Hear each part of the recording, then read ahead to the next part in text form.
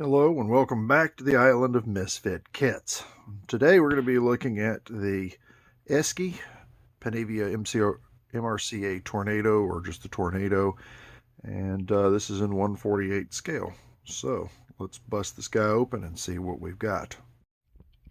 To begin with, panel line details are all raised. And while I don't have a panel line view of this, I would suspect that the panel lines here are probably not in the right place, and we're probably missing a lot of detail. There's also a good chance the dimensions are off, because this kit was made when the Tornado was in its prototype stage.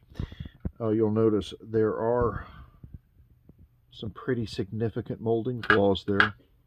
This is caused by the molds being removed, the parts being removed from the molds before the plastic had completely cured. On the inside of the fuselage halves, you can see the mechanism for the operable folding wings. No sidewall detail on the inside of the cockpit area. Intakes are going to be very, very short, as you can see. They'll stop pretty much there, and you have a fairly good sized nose cone here to add weight. And so moving on to the rest of the kit, you'll notice here are the intakes, and very, very, very shallow. So landing gear, very, very basic, very, very crude.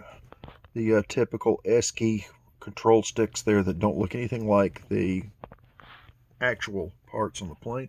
Let me flip this around so the ejection seats are in the proper position. Very muddy detail here. Very, very muddy detail. Continuing on with this. Now, this is one of the more interesting parts of the kit. The transparencies have recessed areas where the canopy frame goes, so you don't have to worry about masking the canopy. However, if we look,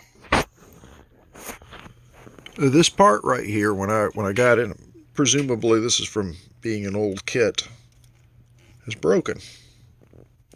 Not only is it broken, but on this end it's short shot. So that's going to require some work in order for that to work out. The cockpit tub is made up of several pieces. You'll notice that there's no detail except for the throttles there. The wheels for the landing gear come in two halves, and they appear to be, well, again, very basic. And finally, the ordnance.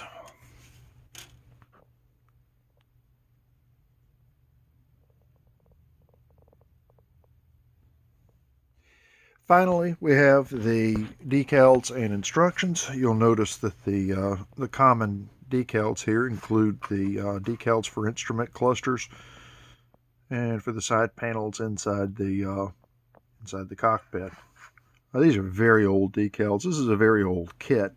It's also been boxed by Italiari, so beware that you're receiving, in a lot of cases, check your scale mates on the kit you're looking at to see.